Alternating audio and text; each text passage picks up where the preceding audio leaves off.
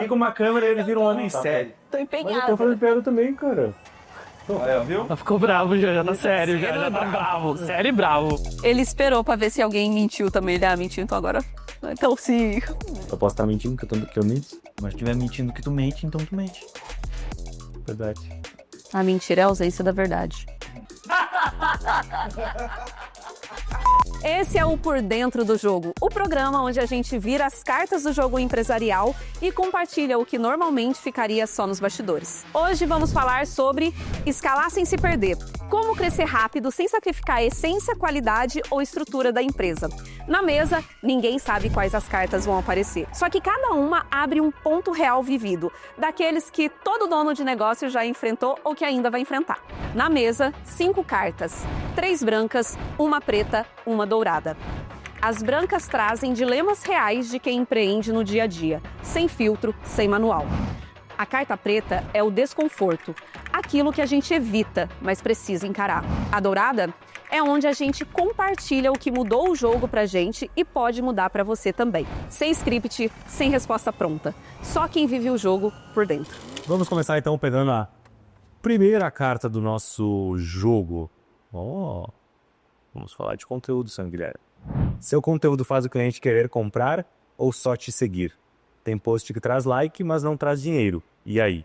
Bom, concordo com a afirmação. Eu acho que... Mas ela não é 100% também. Não é todo o conteúdo que ele deve vender. Eu acho que a estratégia macro de conteúdo, inclusive a estratégia macro de marketing, ela deve conter diferentes objetivos e diferentes tipos de postagens, diferentes tipos de materiais que são feitos, né? Então, em alguns determinados momentos vão ser feitos para vendas, outros vão ser feitos justamente para engajar, outros o like vai ser importante, o engajamento vai ser importante, o compartilhamento vai ser importante, o alcance. Então, todas essas métricas, elas compõem uma estratégia macro. Se eu fizer todo o post para vender, eu acabo, no longo prazo, matando o meu negócio. Como se eu estivesse só colhendo naquela lavoura, não estou plantando, não estou fazendo as pessoas interagirem, eu não estou fazendo as pessoas gostarem de seguir aquele perfil. Eu estou simplesmente o tempo todo ofertando, eu acabo virando quase que um canal de comercial, né? Parece que eu estou sempre fazendo analogia com uma TV, né? Natura, né? Pensando sobre isso. Uma revista fazendo analogia com a TV, né? Como se eu estivesse sempre no intervalo, né? Sempre vendendo, eu não tenho entretenimento do meio, né? Então, minha visão é essa. Vou passar aqui para o nosso especialista em conteúdo falar primeiro. Tem 2 grandes erros, né, que a gente acaba pendendo a cometer. Um deles é querer sempre vender, que é o que o Iago falou, e que é o que a gente trouxe até tava na carta. E um outro erro também é querer fazer todas as funções que um conteúdo deve suprir dentro de um único conteúdo. Então, dentro desse conteúdo, eu vou querer gerar conexão com a pessoa que está vendo o conteúdo, eu vou querer educar, entreter, aumentar minha autoridade, aumentar o nível de consciência da pessoa e que ela cumpre. Quer abraçar o mundo com Exato. Reels ali. Então é querer fazer uma VSL de vendas dentro de um vídeo de 45 segundos. Não vai acontecer. E aí, quando a gente entende que o conteúdo ele tem uma necessidade de... Cada conteúdo ele tem um objetivo, fica muito mais fácil da gente cumprir esse objetivo. Porque quando a gente quer atirar para todos os lados, a gente vai ter vários tiros. Agora eu não sei como concluir a analogia que eu comecei, mas fica com muito menos potência do que você tá falando. É uma regra de copy, então, tipo, sempre com um objetivo claro, uma big idea e não querer fazer tudo ao mesmo tempo. Exato. Então, por quê? Porque a gente costuma olhar muito pro micro das coisas, ao invés de olhar pro macro, olhar pra estratégia macro. Muitas vezes a gente olha o máximo que a gente consegue olhar pra semana, o máximo que a gente consegue olhar pro mês, mas o ideal é justamente, conforme o negócio vai se tornando mais maduro, ele conseguir olhar inclusive para vários canais. Então, o meu Instagram ele tem um objetivo, lá dentro ele tem os micro-objetivos, o meu YouTube tem os objetivos, lá dentro tem os micro-objetivos, tem tipos de conteúdo diferente, o meu TikTok tem outros tipos de conteúdo, o meu tráfego tem outro.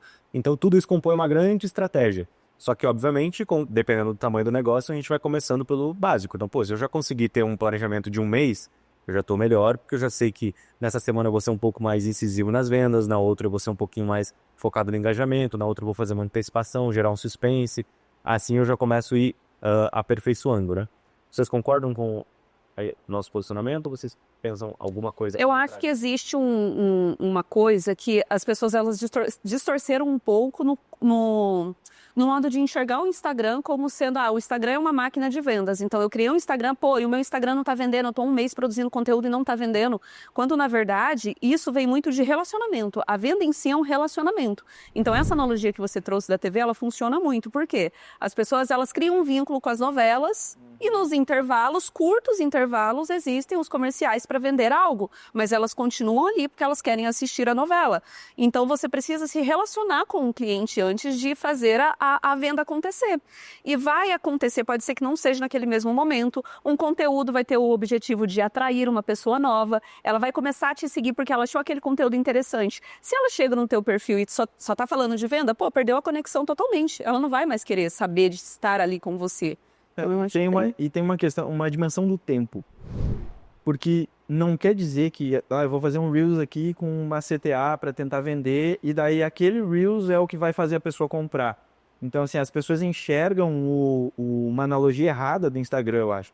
As pessoas enxergam como se fosse, sei lá, um supermercado ali que o cara vai entrar para comprar algo. Não é isso. E ninguém entra ali querendo comprar. Exato. Ai, que vontade de comprar um curso de desenvolvimento pessoal hoje, tô querendo melhorar minha performance. Exato. Eu vou entrar no Instagram do Iago porque eu quero comprar. Não, cara. Entende? Então, o Instagram, as redes sociais em geral, né? Eles vieram para substituir, para competir, né? Pela atenção do público. Por exemplo, na analogia de televisão, né? Que a gente estava falando. Então, antes eu tinha o conteúdo, a grade da programação televisiva, ela era toda construída para aumentar a audiência. Por quê? Porque era um palco, uma vitrine, e eu trazia todo mundo, o máximo que eu conseguisse de pessoas para ali, e aí as emissoras disputavam pelo público para ver quem que tem mais gente na frente do seu palco assistindo, e eu vendo o horário para uma propaganda. E essa propaganda, se a gente for entrar, por exemplo, na origem da copy, né, que Ogilvy já dizia lá em 1900 Guaraná de rolha que todo anúncio deveria ser uma peça de branding, eu preciso ficar reforçando a marca, reforçando a propaganda do meu produto até que determinadas pessoas estejam no ponto de compra. Então, quando eu penso que o Instagram é um mercado, a pessoa, quem não quer comprar não vai entrar ali. Agora, quando eu penso que o Instagram é um canal de televisão, uma emissora de televisão, eu preciso manter a pessoa entretida, fazer com que ela retorne, e eu vou fazendo seeding, eu vou fazendo ofertas, de repente o Gui vai comprar na 50ª vez que ele vê um Reels de venda. Só que se só tiver Reels de venda, é um mercado, então eu perco o público. Eu acho que é sempre trago essa visão de que as redes sociais são um grande diálogo, né? E quando a gente faz essa analogia com a TV, é a mesma coisa. Então, os principais produtos que vendem através da TV e que tinham as propagandas de maior sucesso, é aqueles que eles conseguiam introduzir a sua ideia dentro da narrativa que já estava acontecendo. E muitas vezes até dentro da própria novela, né? Então, até dentro da própria novela as pessoas conseguiam ter o produto fazendo parte da história. Então, eram os produtos que faziam maior sucesso. Ou ele vai usar a propaganda que acontece dentro do período da novela, mas que conecta com algum assunto que estava lá. Então, puxa algum assunto que estava lá. E no Instagram é a mesma coisa, né? Então, no Instagram, no TikTok e tudo mais. A gente sempre parte da conversa que já está acontecendo. Então, quando a gente começa a trazer conteúdos, fazer as pessoas participarem, comentarem e tudo mais, fazerem parte daquilo, a gente utiliza esses ganchos, esse diálogo que já está acontecendo para fazer os ganchos e aterrissar na ideia da venda, né? Ideia do nosso produto. Então, quando a gente olha para a Bettina, por exemplo, a gente vende um estilo de vida, né? A gente vende uma ideia de vida, a gente vende liberdade, a gente vende as viagens, a gente vende a possibilidade de tomar as decisões de talvez trabalhar de qualquer lugar do mundo e às vezes trabalhar durante o final de semana, mas não trabalhar durante a semana. Então essa liberdade em todas as instâncias. E aí quando a gente traz o nosso produto, ele é uma consequência dessa narrativa macro, da identidade que a gente trabalha. Então quando a gente traz o ZD, a gente ensina as pessoas a utilizar a internet para poder vender mais, para que elas possam ter mais liberdade. Quando a gente traz a fazedoria, a gente traz que as pessoas consigam fazer mais resultado com menos tempo, ou seja, sobra mais liberdade. Então o nosso conteúdo está adequado àquilo que a gente vende. E o conteúdo ele está ali inserido justamente naquela narrativa macro, e não o contrário, né? E ter essa ciência também, né, de que nem todo conteúdo que é produzido precisa necessariamente ter muitas curtidas, muitos compartilhamentos, muitos salvamentos.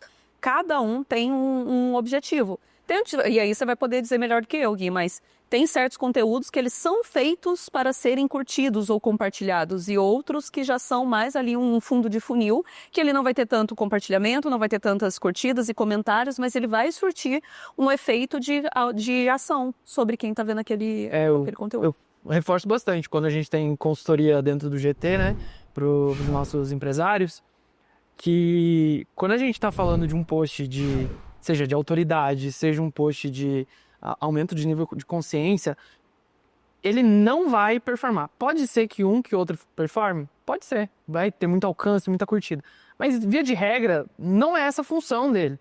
A função dele é me colocar numa posição de mentor, a função dele é aumentar o nível de consciência, a função dele é fazer com que ele deseje o que eu tenho para oferecer. Então, naturalmente, é muito pouco provável que esse conteúdo vai performar e vai ter um grande alcance, um grande número de métricas, porque não é essa a função dele. Se vier, é melhor, mas não é essa a função. Então já faz pensando nisso. Não coloca a expectativa num lugar irreal. Não vai acontecer. Finalizamos a primeira carta. O que é agressividade com a carta, Sabrina, por favor. Tchan, tchan, tchan, tchan. E essa aqui veio para mim mesmo, meu patrão. Você bateu a meta ou só mexeu na régua? Quais métricas do comercial são fáceis de maquiar sem parecer fraude? Deixa eu ver. Essa resposta, hein? Aqui eu posso me comprometer. Cara, é muito fácil jogar a responsabilidade para outra pessoa e para outro setor, principalmente quando a gente fala de metas do comercial. Porque não envolve só o comercial ter traçado essas metas. Muitas vezes a gente recebe a meta do time de marketing. É um time que trabalha muito em conjunto, né? Precisa trabalhar muito lado a lado, marketing comercial. E é muito fácil do time comercial, dos vendedores, enfim, jogar a responsabilidade da meta não atingida em quem desenhou a meta, ou no marketing, ou porque não recebe lead o suficiente, ou porque o lead está desqualificado. Então, eu acho que o que é mais fácil de acontecer é isso, terceirizar a responsabilidade. Quando, na verdade, nem sempre os números vão estar a favor de fato. Às vezes você não recebe a quantidade de leads imaginada. Às vezes o lead vem não com aquela qualificação de fundo de funil, de estou super consciente, preciso fechar. Mas preciso trazer aquela responsabilidade de não tem as condições ideais, mas dentro das condições que eu tenho, eu vou dar mais do que o meu melhor. Se eu tivesse dentro da... Meu Deus, cara, isso é só... Desculpa a edição. Não vai pra edição, você vai aparecer, tá? Como é que era o negócio da régua? Como é que é a frase mesmo? Eu artefio na hora. Não sei nem nada dela, me lembro na história, cara. Agora tudo uma tentativa, porque, cara, eu tava Indo uma piada que a minha avó contava sempre quando eu era criança. Ai, Jesus, mas vamos lá. Vocês exageram, hein? Sempre tem que colocar, né, mais energia ali.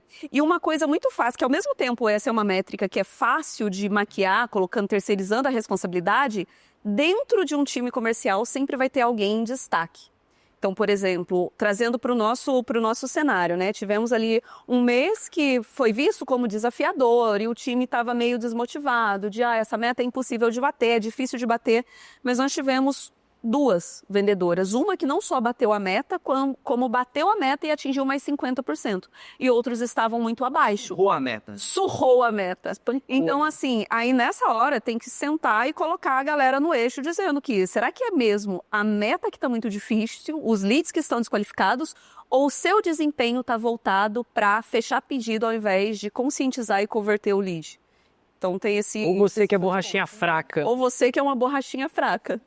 E rolou um papo pesado assim mesmo, Arthur, né? Nem é brincadeira. Concordo com isso, eu acho que nunca é uma única variável dentro desse processo, existe inúmeros fatores que fazem o resultado comercial acontecer ou não, e que nem a Sabrina falou, é muito fácil olhar para o que não está no meu controle, né? Então o que vem de fora, o que vem dos outros setores, o que vem da direção, ao invés de eu olhar na minha performance, né? Então, e tem outras métricas que eu incluiria ali também, né? Por exemplo, quando a gente olha para algumas métricas isoladamente. Por exemplo, vamos olhar para a representatividade do comercial nas vendas do lançamento total. É uma das métricas que a gente acompanha. Beleza, às vezes aumentou a representatividade, mas a estratégia mudou e a gente está mandando muito mais leads para lá e a conversão caiu. Então, no final das contas, a gente está, de certa forma, maquiando uma performance que foi pior, mas a métrica de representatividade, ou seja, lançamento 1, comercial representou 20%, lançamento 2, comercial representou 40%. Só que a conversão do comercial no lançamento 1 foi de 10%, no lançamento 2 foi de 5%. Então, a gente acha que tá tendo um bom acerto ali, mas na verdade a gente está tendo um prejuízo, porque ele teve mais leads e vendeu, e precisou de muito mais leads para vender um pouco mais, vendeu mais do que vendeu antes, né? Então a conversão acaba sendo menor. E muitas vezes, dentro desse caso, por exemplo, mandar para o checkout direto converteria mais, porque no lançamento 1 deu mais resultado. Então, mas o comercial aumentou a representatividade dele. Então, se eu olho aquela métrica sozinha, eu estou maquiando o restante, eu estou maquiando o resultado, né? Então, esse é um exemplo também. Então, tem várias maneiras da gente olhar para os números e entender se eles realmente estão trazendo a resposta que a gente quer. E a primeira coisa que eu preciso é de saber, mais uma vez, as diretrizes do negócio, porque dependendo da natureza do meu produto, da natureza, qual é a função do meu time comercial, no caso, dentro da empresa, onde ele atua, o que eu estou esperando dele, para onde eu quero que ele vá, tudo isso impacta no que eu vou esperar da performance dele também. No nosso caso, por exemplo, essa questão da representatividade é uma coisa que a gente quer. A gente queria aumentar cada vez mais o quanto que as vendas aconteciam no comercial, porque a gente acreditava justamente, não só por achismo, mas por números históricos que a gente tinha, que o comercial converteria mais do que a gente mandar direto para o checkout, por exemplo, ou para a página de vendas. Então, dessa forma, a gente foi... Só que a gente não fez isso de uma hora para outra. Eu fixei botar todas as vendas acontecendo no comercial, de uma hora para outra. Eu não tenho time preparado ainda, não tenho quantidade de pessoas, eu não tenho a avaliação de que aquele script está validado, eu não tenho a certeza de que eu vou conseguir atender todo mundo com a velocidade adequada, porque tem métricas anteriores que impactam. O comercial converte mais que a página de vendas quando o comercial tem o tempo adequado para atender cada cliente. Ou seja, tem alguns detalhes por trás dessa estratégia que podem me induzir a uma decisão errada. Então, não somente falando de comercial, mas de qualquer coisa, sempre tem algumas variáveis ali. E o ângulo que eu olho, ele depende da estratégia anterior que eu defini. Então, eu posso olhar os números de várias formas diferentes, de vários ângulos diferentes, e tomar decisões com base nesse olhar que eu tive. Mas eu só sei que eu estou tomando a melhor decisão possível se eu sei qual é a minha estratégia. Se eu definir a minha estratégia, se eu tenho clareza para onde eu vou. Porque senão, todos os números são possíveis, todas as decisões são possíveis, né? E ainda tem esse ponto que é importante, né, Iago? Não só olhar a métrica isolada quando a gente fala do comercial, métricas do comercial, mas analisar histórico também. Porque isso pode dar a sensação, se você não tem um histórico muito bem construído, números para você olhar para o passado, se você é incapaz de dizer que o que está acontecendo no presente é bom ou ruim. Ele sempre está baseado em algo que já aconteceu antes ou em alguma variável que foi alterada ali e precisa ser olhado também com atenção, porque senão pode enganar, né? Tanto é que quando você está começando uma operação, por exemplo, que não tem histórico, você precisa de um benchmark, de alguma coisa para servir de comparação. Você sempre vai precisar de uma comparação para saber se aquilo é bom ou ruim. Aí tem que ser o mais confiável possível. Uma outra coisa, ó, vamos trazer treta aqui, ó. Outra coisa também, que já aconteceu, né? Conosco. Um vendedor tá vendendo um monte, daí, nossa, o cara é uma máquina de vender, tu vai lá e vai olhar a taxa de cancelamento dos clientes que compraram por aquele vendedor, porque promete algo que não é entregue, ou porque atende mal, ou não tem. Então, sempre tem que olhar para a última linha do resultado da empresa. Não adianta olhar para uma métrica apenas, né? Tem que olhar o todo para entender se no final aquilo está gerando resultado real para a empresa. E a gente volta naquilo que eu falei, né? Então, a composição, tudo, a gente sempre fala muito sobre os nossos 3 pilares: direção, potência e ordem. A parte da identidade, ela define tudo. Inclusive, quais métricas eu vou olhar e de que forma eu vou olhar aquelas métricas, né? Então, se eu tenho uma empresa com uma certa identidade, uma empresa que preza mais pela qualidade da entrega, que gasta mais na parte de produto, o orçamento dessa empresa vai ser diferente, né? Então, e aí entra o que o Arthur trouxe ali também, a forma como eu vendo também impacta o meu número. Então, se eu tenho uma venda menos agressiva, eu tenho a consciência de que talvez eu vá converter mais com um ticket maior e menos com um ticket menor, porque eu não tenho tanta aquela agressividade, ou o meu crescimento ele vai ser um crescimento mais lento. Porém, na outra ponta, eu tenho uma retenção maior.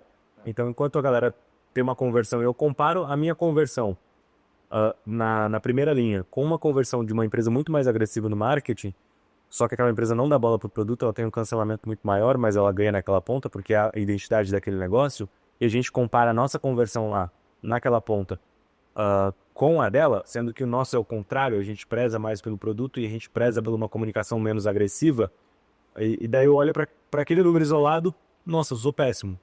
Mas agora que se eu olho para o todo, não, beleza, eu converto menos, a cada 1000 leads eu vendo para 10 e o meu concorrente vende para 20, porém, ele tem um cancelamento de 10%, eu tenho um cancelamento de 5%, e no longo prazo esse meu cliente ele tem um LTV maior, ele tende a comprar de mim mais vezes do que o cliente dele. Ou seja, se eu olhar só para aquela métrica, eu vou tomar uma decisão errada. Agora, se eu olhar para o todo, então, e aí volta mais uma vez, como que eu saber quais métricas eu olho e quais métricas faz sentido para o meu negócio? Tá vendo o que é o seu negócio, qual é a sua identidade, qual é o seu posicionamento. Então, muita gente olha para a parte da identidade do negócio, para os valores, para como o negócio pensa e acha que é só uma teoria. Mas, na verdade, ele é uma base teórica para como essa empresa vai se expressar de fato. Ou seja, como eu vou compor meu orçamento, se eu vou pagar caro para o meu time ou se eu vou pagar barato, isso é uma decisão estratégica. Se eu vou ter um salário acima da média, na média ou abaixo. Se eu vou ter uma quantidade grande de funcionários pagando pouco, ou se eu vou ter menos funcionários pagando mais caro. Se eu vou ter tecnologia implementada naquele negócio ou se eu não vou ter tecnologia. Tudo isso impacta, concordam, no orçamento? Total. Na forma como eu construo meu orçamento, na forma como eu posso chegar na mesma margem de 40% de lucro de resultado operacional de várias formas diferentes. E eu posso chegar num determinado resultado do comercial de várias formas diferentes. Com uma conversão na primeira ponta muito alta ou com uma conversão menor, mas com uma retenção maior. Então, tudo isso compõe, ele é expressado e ele é construído a partir de uma boa identidade. Isso se aplica também, a mesma lógica, a projetos específicos de uma empresa. Então, por exemplo, né, às vezes tem alguns parceiros nossos, às vezes, que vão começar um braço novo de negócios dentro da empresa, então é a mesma lógica. A pessoa tem que definir para onde é que ela quer ir, qual o resultado esperado, quais as diretrizes, né? Então, Feito. é gestão. Vamos lá. Você sacrificaria a marca se isso dobrasse a sua conversão agora? Nunca Próxima pergunta.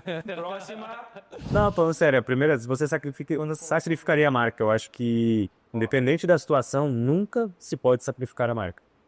Não importa não, independente da consequência ali. Então, a gente pode pensar em ações para vender mais, mas sempre levando em consideração a marca. É o que eu falei até anteriormente, a parte da identidade é o que comanda tudo. Então, se eu vou, de alguma forma, sacrificar a confiança, os valores que eu construí, meu valor de marca, e a gente pode ver que toda vez que empresas fizeram isso, claro, obviamente não intencionalmente, elas tentaram fazer alguma ação, mas que de alguma forma prejudicou a marca, elas acabam tendo um prejuízo muito maior do que simplesmente deixar de fazer determinado resultado. Elas acabam muitas vezes perdendo a confiança dos clientes, elas acabam muitas vezes tendo que fazer uma ação para recuperar essa confiança, ter que fazer uma gestão de crise. Algumas marcas conseguem sair mais fortes, conseguem pegar essa crise e sair, mas todo movimento que prejudica a marca, para mim, ele não é um movimento inteligente. Cara, isso aqui tem uma coisa muito legal, porque essa coisa de ter a clareza da identidade do negócio é algo tão importante que você até quebrou a dinâmica, porque o Arthur tinha que perguntar e responder e você já cortou no meio. E isso é muito legal, porque é muito... Você que você me deu o esporro. Costumeiro. Conta comigo, meu patrão. É muito costumeiro no nosso mercado, né? As pessoas olharem para o que está na moda, o que está dando certo, não interessa se eu acredito ou não. Quebrando lá. Porque era pro Arthur falar agora. Já virou a casa da mãe Joana isso aqui. O Arthur vai falar por último agora, depois do próximo ouvir, vai. Mas só dando continuidade nisso, né? Que é esse gancho de ter a identidade de negócio. Eu gostei da nova regra que foi implementada nessa pergunta. Qual? Ninguém vai concluir um raciocínio, a gente vai interromper todas as vezes. Eu adorei, fiquei demais. Não, porque isso é realmente algo importante, cara. Se não tem uma identidade clara, o Iago não teria feito isso, porque independente do que vem após, não feria a marca jamais. Não interessa se aquilo vai me trazer mais dinheiro, se aquilo vai me trazer mais audiência, não, porque tem essa clareza sobre a identidade da coisa. E só para complementar, né, quando a gente fala isso, não é uma questão de achar que a gente não quer o resultado, mas a gente quer o maior resultado possível pensando no longo prazo. E a marca, ela vai trazer os melhores dividendos, né? Então a gente não está olhando para uma ação só, quanto que a gente quer fazer de dinheiro agora. Não, vamos deixar de fazer uma ação que vai tirar dinheiro agora, mas a gente está pensando que essa ação, essa decisão consciente, trazendo, focando no que importa, lá na frente vai fazer com que a gente tenha uma empresa muito mais perene, que dure muito mais tempo, né? Que ela tenha a capacidade de se manter em constante crescimento e não que seja um golfinho, né? Que vai lá, faz uma gracinha e some, né? Então, tipo, não. A gente quer uma empresa que justamente continue em crescimento, continue Essa avançando. analogia foi boa, cara. Boa. Vai, cara. Foi meio inusitada, mas... Vai, mente brilhante, o Libre. Cara, respira, cara. Todo mundo tá vendo que eu tô sendo vítima de carecofobia aqui, ó. Eu acho que, cara, na linha do que eu trouxe ali aquela frase que eu trouxe antes do Ogilvy, né? Todo o anúncio deveria ser uma peça de branding. Ela vem justamente de um capítulo lá do Confissões de um Publicitário em que ele tá falando sobre isso. Imagina, lá na época do Ogilvy ele já dizia que a marca, né? As marcas das empresas são sementes, ou seja, que deveriam ser plantadas e tal, para dar fruto. E os publicitários estavam comendo as sementes. Então, tipo, isso há décadas atrás. E hoje, com o mercado de infoprodutos, com o mercado digital, a gente continua vendo as pessoas cometendo exatamente o mesmo erro. O que seria comer as sementes? Trazendo para exemplos do que as pessoas e infoprodutores fazem hoje. Você tem alguma coisa assim? Cara, tenho um exemplo nosso, agora da Black Friday, que passou. A gente fez o correto, digamos assim, né? A gente foi fiel àquilo que a gente prega, a gente foi fiel aos nossos valores. A gente optou por um posicionamento na Black Friday que talvez não seria o que geraria o maior fluxo de caixa imediato, mas era o mais correto, alinhado com a nossa marca, com aquilo que a gente acredita. E foi visível assim, a adesão do nosso público, das pessoas para quem importa o nosso posicionamento. Foi visível a adesão deles àquilo que a gente fez. E a gente consegue observar diversas campanhas que elas queimam a imagem de um expert, ainda que de repente façam, né, um caixa, não sei, mas ainda que façam um caixa imediato, cara, isso compromete o jogo no longo prazo. Então, talvez para algumas pessoas isso não tenha problema, talvez não é uma empresa que o cara imagina no longo prazo, não sei. Cada um tem os seus princípios. Para os nossos isso não é condizente. E é até isso que eu tava deixando tu falar por último para discordar, né? Eu não iria na mesma linha do que o Iago trouxe e o pessoal trouxe. Por quê? Porque depende, trazendo sua referência, de qual é o objetivo. E o Arthur trouxe esse ponto justo no final. Talvez para algumas pessoas o objetivo não é ter uma empresa sustentável de 20, 30, 100 anos de mercado. Mas é algo tipo assim, cara, eu vou fazer uma grana rápida, eu quero botar isso aqui para viver de renda e depois acabou. Só que a gente não tá falando com pessoas que querem um negócio sustentável. E foi até algo que... A pergunta é, você sacrificaria? E foi até algo... Mas a gente tá falando com outras pessoas que vão assistir a gente que têm opiniões diferentes, né? E aí até uma coisa que o Iago falou, só pra concluir, antes de passar pra você, que o próprio Iago, uma vez, eu me lembro um dia que a gente tava gravando Reels, e a pergunta era, vale a pena divulgar jogo do Tigrinho? E a resposta dele me marcou bastante. Porque foi algo assim, depende, cara. Qual que é o seu objetivo por trás do... eu juro, tá no Instagram dele. Procura lá. E a resposta foi, depende. Qual que é o seu objetivo? Você quer uma empresa que tenha sustentabilidade? Você quer ter retorno no longo prazo? Então, pode valer a pena. Se os seus valores não importam, se você não tem valores sobre isso. Você discordou de mim concordando comigo, né? Exatamente.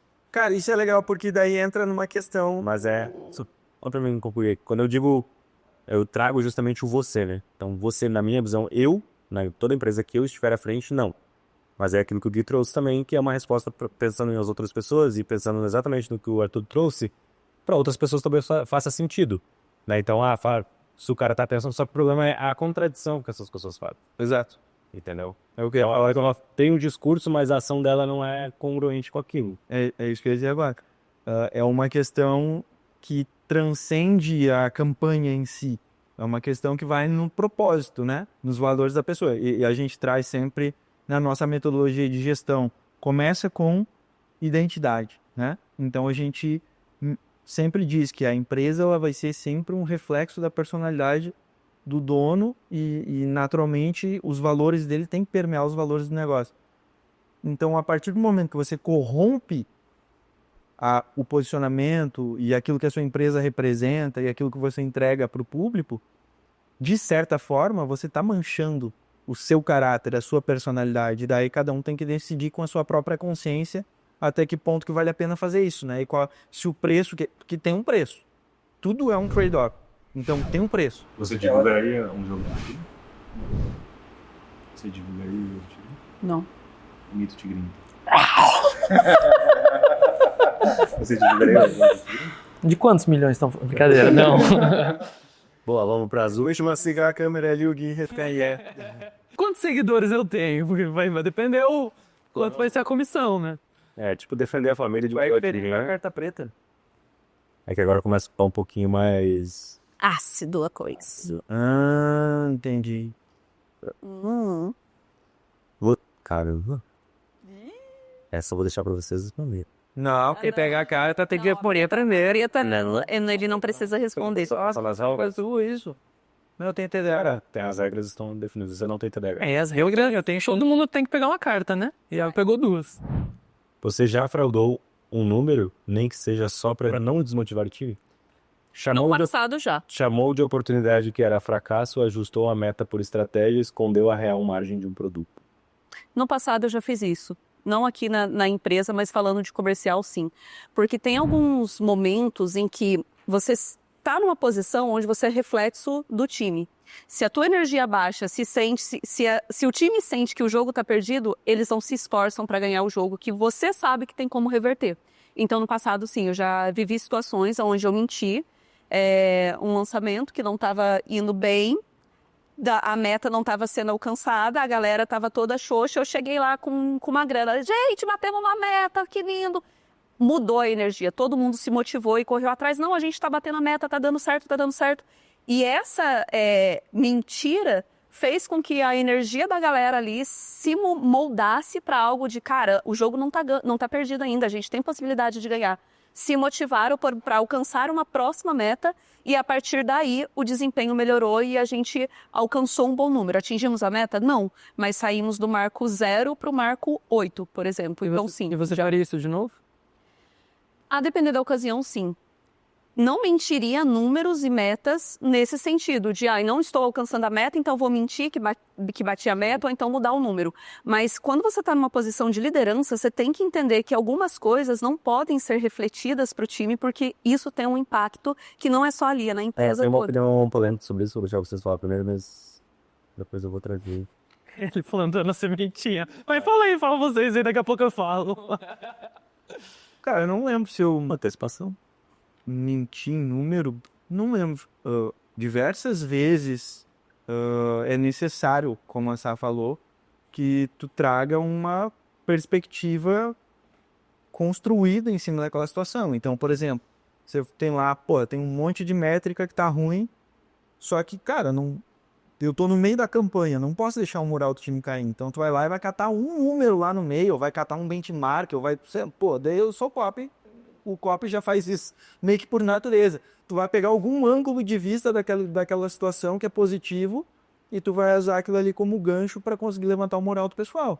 Porque o momento, na minha visão, de tu fazer um exame de consciência, de tu procurar os erros, é no debriefing, não no andar da carruagem no meio da campanha. A gente sabe que é desastroso, né? E a gente sabe disso, já vivemos algumas situações assim na carreira, com certeza. E, cara, o papel do líder é blindar o time e buscar o resultado. Quando a gente fala de liderança, a gente, querendo ou não, a gente precisa ter uma certa atuação, né, no sentido de atuar mesmo. E muitas vezes a gente não é uma questão de mentir, mas que nem Sabrina e o Arthur trouxeram, né, uma questão de omitir determinadas informações ou dar o foco para determinado ângulo e não para a figura completa, né? Que tudo tem o seu momento, ou seja, de um modo geral, eu acho que é necessário ter uma transparência radical em relação aos números, principalmente em relação às lideranças, e inclusive o time aqui a gente mostra os números, né? Nas reuniões gerais e tudo mais, mas tudo tem o seu momento adequado, né? Tudo tem o seu momento adequado e eu acho que é um trabalho muito de desenvolvimento e tudo depende de quem está do outro lado, quem está escutando aquilo. Então, o trabalho de um líder é conhecer muito bem cada perfil de quem lidera, né? Então tem pessoas que eles vão lidar muito mais facilmente com a frustração. Tem pessoas que têm um olhar mais negativo para as coisas. Então se eu trago uma notícia ruim para aquela pessoa, muitas vezes a performance dela cai. Outras pessoas ao contrário, outras pessoas, se ela vê que ela não tá performando, que aquele resultado ruim veio, ela tem um perfil de se impor, de querer buscar. Aumentar o gás, né? Então, querendo ou não, o líder ele tem que estar sempre atuando de acordo com as situações, né? Então, a gente sempre com... Só que se eu tenho um embasamento nos meus valores, eu tenho a identidade muito clara, eu me importo de fato com o meu time, é uma atuação positiva, como é na vida, né? A gente está sempre atuando, a gente está sempre performando, a gente está sempre num diálogo, numa conversa, então o tom de voz que eu uso, a roupa que eu uso, a forma como eu apresento aquele número, como que eu leio aquele número e apresento para o time. Então, tudo isso ele é importante e a gente vai desenvolvendo com o tempo, conforme a gente vai liderando cada vez mais pessoas. Então eu preciso ter essa atuação. Então eu sou o diretor, eu sou o roteirista e eu também sou o ator daquela situação. É a mesma coisa quando a gente vai fazer uma palestra, quando a gente vai fazer uma reunião com o time. Então vocês já cansaram de ver reuniões que eu faço, algumas reuniões eu faço num tom, outras eu faço no outro, outros E muitas vezes esse não é, aquele tom que eu estou utilizando não é o meu tom natural. Muitas vezes eu tô puto com determinada situação, mas eu não posso mostrar aquilo. Ou eu estou chateado com determinada situação, mas eu não posso mostrar aquilo. E o contrário também. Às vezes eu não tô puto, mas eu performo estar puto porque eu preciso dar um determinado recado que eu vejo que eu preciso trazer aquela atenção para aquele ponto contínuo. Então é toda uma situação que a gente precisa ter essa atuação. Então não é o fato de mentir ou omitir, é o fato de como eu vou agir perante aquela situação e o que eu quero despertar no meu time. Muitas vezes eu quero despertar justamente a realidade. Eu quero que ele sinta o peso de não ter batido aquela meta, mas isso não vai ser no meio do jogo. Exatamente. Então isso não vai ser no momento que eu ainda posso mexer aquele ponteiro. É a mesma coisa, tô tomando 6-0 no jogo. Não é naquele momento que eu vou dar expor. No momento eu vou unir o time, no momento vamos tentar diminuir, vamos tentar fazer 1, 2, 3 gols para não ficar tão feio. O meu foco é nisso, né? Não com essas palavras, mas vamos sair honrado daqui, vamos fazer esse projeto terminar da melhor maneira possível. Depois eu vou analisar, E não vai ser num tom simplesmente de expor, mas a gente errou isso. E aí tem maneiras de trazer, né? Então uma maneira é eu simplesmente jogar culpa, outra maneira é eu apelar pro orgulho da pessoa. Então muitas vezes essa é uma das ferramentas que eu mais uso. Então, é isso que você quer deixar de imagem? É isso que é você? Eu sei que isso não é você, entendeu? Por exemplo, o cara performa mal, ele foi omisso, ele foi medroso, ou ele não fez o que tinha que ser feito. Muitas vezes eu falo, cara, não é isso que você quer ser, não é isso que eu espero de você.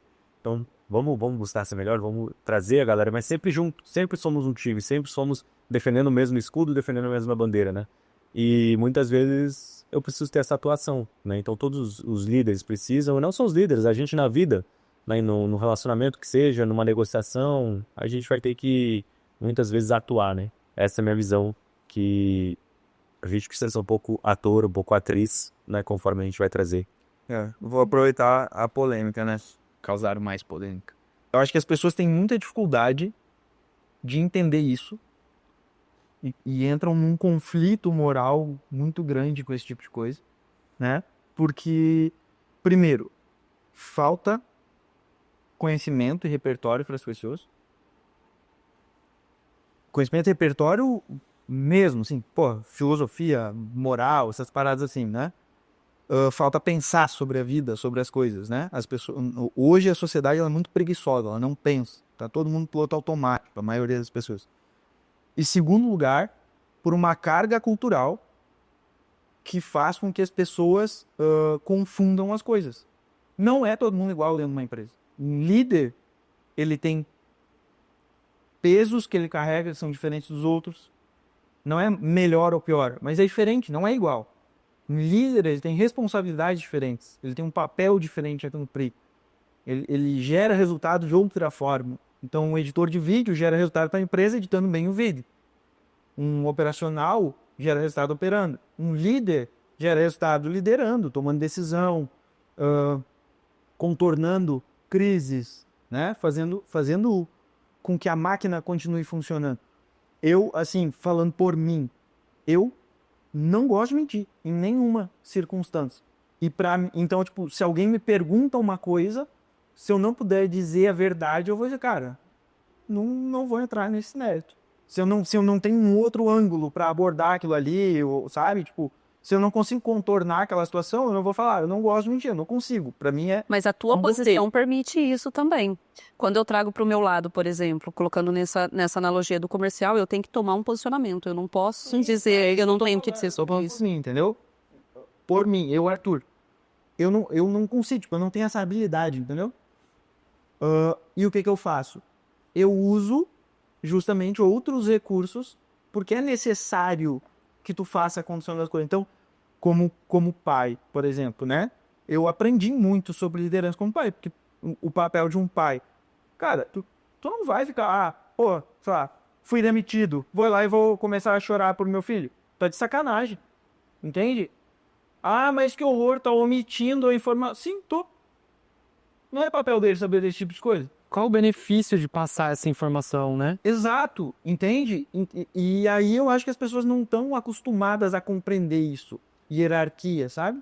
E aí vem um ponto nesse sentido que também faz muita gente entrar em cargos de liderança, mas é nesse ponto que muita gente se perde, achando que a distinção do líder é a questão do status, né?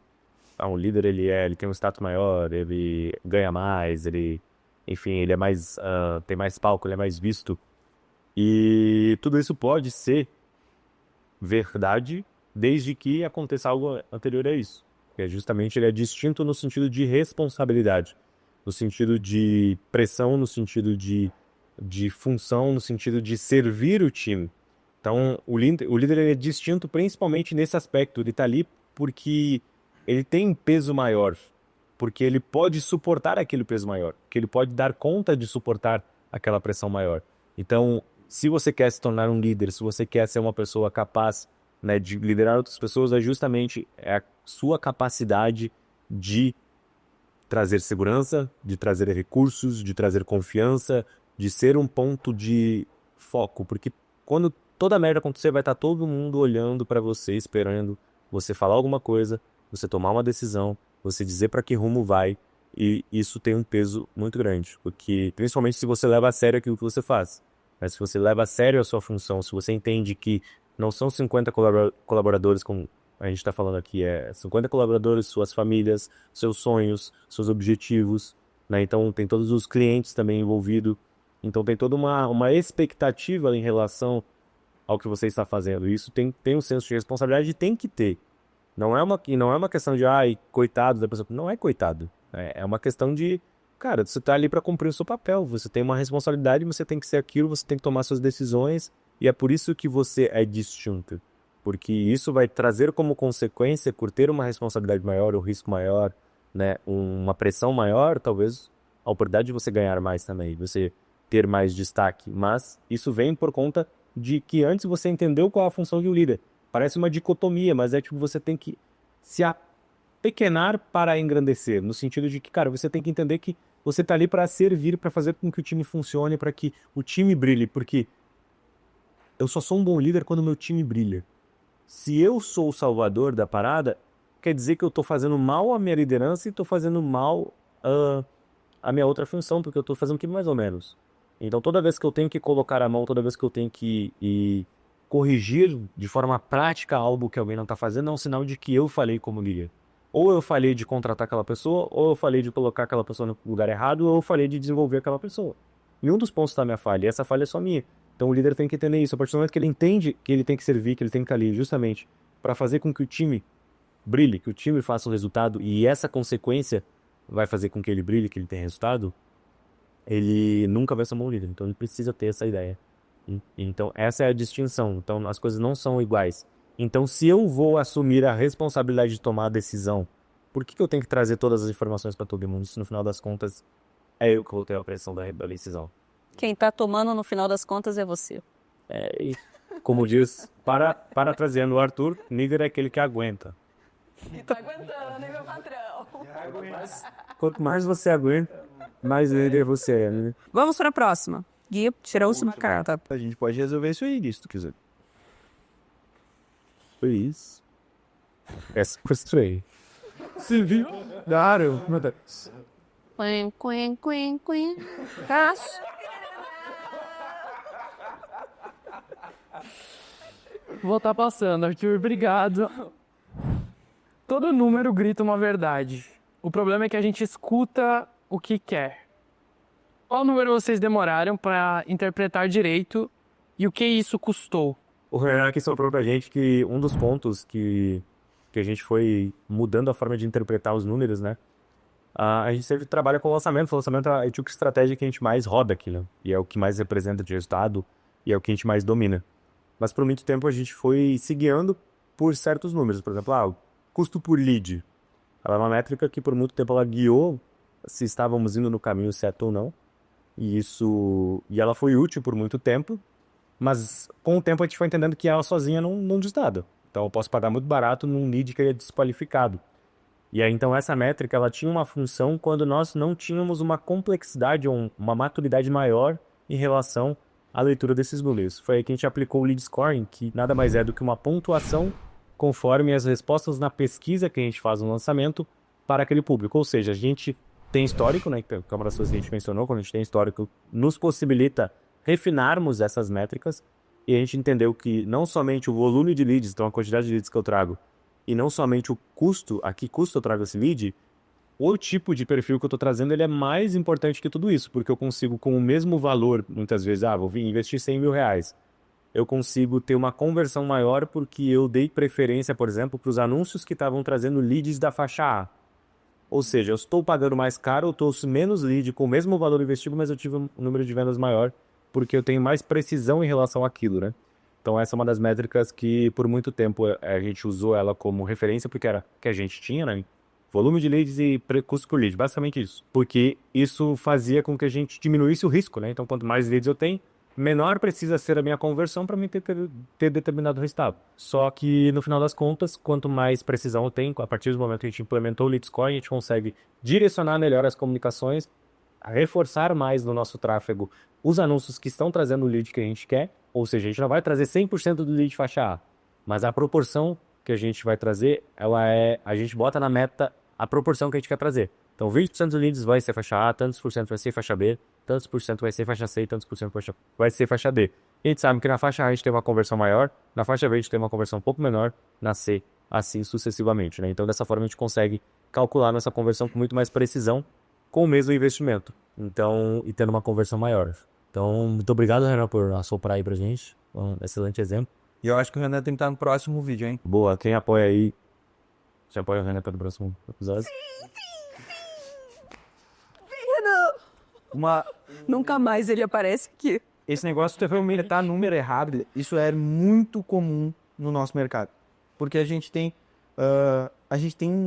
uma grande quantidade de métricas disponíveis, né? As plataformas, quando você entra lá na Meta, lá na BM, vai ter um monte de métrica, daí você usa, sei lá, uma Sendflow, o API do WhatsApp, tudo tem métrica, tudo tem números. Não necessariamente a gente usa eles corretamente. Então, um erro clássico, assim, né, é a interpretação de métricas de anúncios, que é uma coisa que a gente já discutiu muito em outras épocas, sem enxergar a jornada do lead até a compra.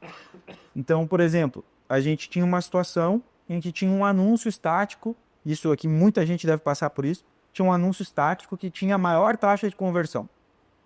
E daí o cara ia lá e socava dinheiro naquele anúncio estático, porque aquele lá que era... Só que, se você não entende que depende do público, depende da jornada do lead, naquele contexto, né, nós avaliamos que os outros anúncios em vídeo que nós fazíamos, pela configuração das campanhas no gerenciador, os outros anúncios que estavam elevando o nível de consciência da pessoa. E aí, quando aparecia aquele anúncio estático com uma cópia específica, que focava no timing da pessoa, ela clicava nele para comprar. Mas não quer dizer que aquele anúncio convenceu a pessoa a comprar o produto. A gente convenceu a pessoa com os outros ads, com conteúdo no feed, com tudo isso, e aí a pessoa estava esperando simplesmente um banner para ela poder clicar e fazer a compra. Entende? Então a gente interpreta, que foi esse anúncio que fez o cara comprar. Porra, não foi. É isso, volta ao que eu tinha falado anteriormente, né? Então, quanto mais sofisticada a sua estratégia, mais macro ela é e mais variáveis ela envolve e mais ela é difícil de medir, inclusive. Então, muitas vezes a gente tem que entender que, por exemplo, eu estar investindo num canal que ele não está me trazendo nada de vendas agora, É um exemplo, né? No nosso orçamento do ano que vem, a gente vai ter o investimento em YouTube, que a gente não espera nada de vendas. Né? Então, mas eu estou contando com esse investimento para que ele contemple toda a minha estratégia de marketing, ou seja, ele vai influenciar nas minhas vendas do Instagram, ele vai influenciar, ele vai trazer vendas, mesmo eu não esperando que ele traga, mas eu não estou colocando expectativa em cima dele porque eu estou focando no longo prazo nessa construção. E é a mesma lógica. Então, muitas vezes a gente, se a gente analisar as coisas isoladamente, então é a mesma coisa no guia, estratégia de conteúdo. Se ele olha só para um post e, pô, se eu vou olhar isoladamente para aquele post e enxergo que aquele post foi ruim e eu, pô, não vou fazer mais esse post, mas dentro da estratégia da semana foi bom, ou dentro da estratégia do mês foi melhor ainda, quanto mais eu consigo analisar, maior a distância de tempo que eu consigo analisar, mais a minha estratégia está sofisticada, ela mais consegue, eu consigo complexar ela mais e eu torno o meu negócio mais antifrágil também. Se eu não dependo só de um canal de aquisição e eu acho que aquele canal sozinho funciona, eu ignoro toda a construção, eu acabo ficando muito dependente daquele canal que ele para de funcionar e eu não tenho outros canais construídos, né? Então esse é um outro exemplo. E aí, até pegando isso, quando eu vou construir um novo canal e esse canal é construído a partir de uma ideia de que vai ser comparado com um canal que já está consolidado, eu cometo um erro também. Então, pô, eu vendo muito no Instagram. Aí eu vou lá e começo o TikTok. O TikTok não vende tanto no Instagram, eu vou parar de fazer o TikTok. Grande erro. Por quê? Porque eu tô olhando só comparando um canal novo, pensando numa construção, uma diversificação de canais de aquisição, comparando com um canal antigo que está consolidado. Ou seja, eu investi muito dinheiro, eu investi muito tempo, já investi muita construção naquele canal, e eu tô comparando o resultado daquele canal com um canal novo. E eu paro porque, então faz mais sentido eu botar mais dinheiro no Instagram. Não necessariamente, porque se você continuar dependendo só de uma fonte de aquisição, lá na frente isso torna o seu negócio muito frágil. Então, às vezes, você vai ter que pagar o preço de investir num canal que ele não vai dar um retorno tão grande quanto, ou ele nem vai dar retorno imediato, mas no longo prazo ele vai ser importante para você não ficar dependente de um canal só. Então, essa é uma outra forma da gente não ler as métricas de forma errada, né? Então, comparar um canal novo com um canal antigo, ou entender que o CAC daquele canal ele é menor do que o CAC do canal novo, eu vou desativar o canal novo. Não, eu vou definir conforme a minha estratégia qual é a minha tolerância ao CAC naquele canal novo. Ou seja, no canal do Instagram eu sei que para cada venda eu gasto R$250, beleza. No canal novo eu vou suportar até R$500, porque eu sei que é um canal novo. Ou seja, se ele estiver vendendo dentro desses R$500 e ele vai vendendo um volume muito menor, mas eu sei que está dentro dos R$500, beleza, eu estou validando aquele canal. E a tolerância de tempo também, porque às vezes nem dá tempo de construir a métrica. Porque começa algo novo, aí um mês, não deu o resultado imediato que eu espero, vou interromper. Você interrompe a construção de métricas para tomada de decisão, para entender se no longo prazo aquilo vai ou não fazer diferença no negócio. Outra coisa também, muitas vezes pessoas fazem teste sem nenhuma relevância estatística. Deu 3 cliques na página, daí o cara vai lá e diz, essa página não performou. Cara, tem que ter uma quantidade mínima de amostragem para você considerar um teste válido, né? Isso é uma coisa que muitas vezes a gente acaba ignorando. Nichos diferentes se comportam de formas diferentes e vão apresentar métricas diferentes. Tipos de produtos diferentes performam de uma maneira diferente. Um funil high ticket é diferente de um front-end, por exemplo. Às vezes você troca de mercado, sei lá, um expert que atua muito local, ou um negócio físico ali que atua local. Quando ele vai expandir para outros mercados, vai ter um comportamento diferente por questões culturais. Então, sempre, inevitavelmente, quando a gente fala de análise de métricas, tem que considerar o contexto. Senão você vai estar analisando coisa da forma errada. E trazendo até para a nossa realidade, usando o exemplo do ZD, né? Que dominávamos a maneira de fazer lançamentos, vender em formato de lançamento esse infoproduto. Quando a gente colocou esse produto para venda no perpétuo, a princípio, essa também é uma métrica que pode ser levantada aqui, um exemplo. Nós baseamos a venda do perpétuo com o que tínhamos de histórico de lançamentos. Então, a projeção de venda, a projeção de custos. E na prática, não foi bem assim que as coisas funcionaram. Levou um certo tempo para aquele funil desempenhar. O nível de conscientização do público que vinha era diferente, porque o lançamento você está o tempo todo falando sobre aquele assunto, dando insumo para as pessoas, trabalhando para elevar o nível de consciência dela. E no perpétuo não, muitas vezes o lead chega morno para frio. Então você precisa construir a venda do zero sem ele nunca ter tido contato com o produto, com a expert, muitas vezes nem com o mercado. Então foi um tempo, a princípio, quando a gente olhou para aquilo, eu falando por mim, né, falei, meu Deus, por que isso aqui não tá dando certo? Se lançamento é um sucesso, a conversão é maravilhosa, tem alguma coisa de errada. Se nós tivéssemos parado ali nos primeiros 2 meses, a gente nunca teria hoje um funil de perpétuo que funciona, onde a gente já consegue ter métricas para isso, a gente já sabe que tipo de meta a gente consegue traçar, o custo que aquilo vai ter. Então, o mesmo produto em estratégia diferente, ele também tem que ser levado em consideração, métricas distintas. E não é uma coisa de melhor ou pior, né? Essa é uma questão de coisas diferentes. Tem métricas que são melhores no perpétuo que são no lançamento, tem métricas que são piores. Então, no final das contas, é entender a peculiaridade de cada canal. Então, o Zé é um bom exemplo, né? Porque vende ali pelo menos de 3 formas diferentes. Tem um funil ali de perpétuo, de aplicação. A gente tem o plano B, que é um lançamento pago. Tem métricas distintas lá, é outra conversão, né? Então, a conversão, inclusive, é maior, só que a escala é menor. Aí é público frio. Então, tem vários outros detalhes. O lançamento, acho que já tem uma escala maior, mas a conversão é menor. Mas eu consigo alcançar mais pessoas. Então, cada estratégia ela vai ter sua peculiaridade, mesmo que seja desse produto, né? Que a Sabrina trouxe. Então, é muito bom, é muito importante a gente entender isso. E tem coisas que a gente precisa fazer até dar certo. Não é o número que vai nos dar a resposta. Às vezes a gente fala, pô, vamos testar isso aqui. Se der certo, eu continuo ou não. Mas beleza, qual é o prazo para isso? Outras coisas a gente vai falar, isso aqui é difícil de fazer, isso aqui é difícil de dar certo. Mas a gente vai fazer até dar certo, a gente separou uma verba para isso, porque se isso aqui der certo, muda o jogo. Então, é um investimento assimétrico, né? Então, é algo que, se der errado, não vai quebrar o negócio, mas se der certo, vai fazer a gente ir com outro patamar e criar uma vantagem competitiva em relação à concorrência, né? E não é nem o se, né, Iago? É o quando der certo. Porque se você tem um produto que é bom, ele já está validado numa outra estratégia de venda, a constância vai fazer com que dê certo, né? Então, não é se der certo, é quando der certo. E tem eu tava pensando, enquanto o Iago falava, de um case que isso aconteceu na prática pra gente trazer. E teve uma empresa que eu acabei trabalhando anteriormente que aconteceu exatamente isso. Que era, a gente tinha um perfil principal, que era um canal de aquisição, onde vendia todos os produtos. E aí o objetivo era começar a tirar um pouco da necessidade, da dependência desse perfil para vender esse produto, que era uma imersão presencial. E aí o que a gente fez? A gente acabou criando um novo canal, que era um perfil alternativo, onde não tinha a dependência do expert. E a gente começou a alimentar aquele perfil com conteúdo original para ele, foi destinado uma verba, tanto para salário de time, porque tinha time focado nele, tinha tráfego rodando, então assim, foi um valor sem tanta expectativa de resultado, porque era um canal novo.